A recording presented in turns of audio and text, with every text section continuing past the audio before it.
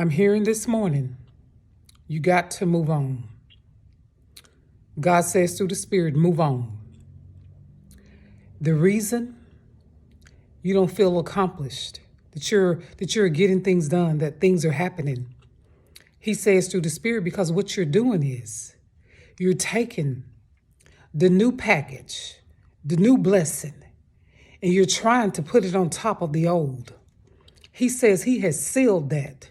That is completed. You have to move on. He says it's not going to fit in that old place. This new thing that He's doing for you is not going to fit back there. He says you're going to have to pick up the pace and pick it up and move on.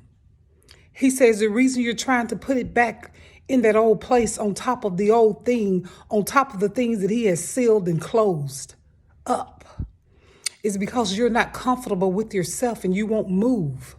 You fear stepping into a new territory. You fear doing something different. But He says you got to move on. I don't know who this word is for today, but God says through the Spirit to move on.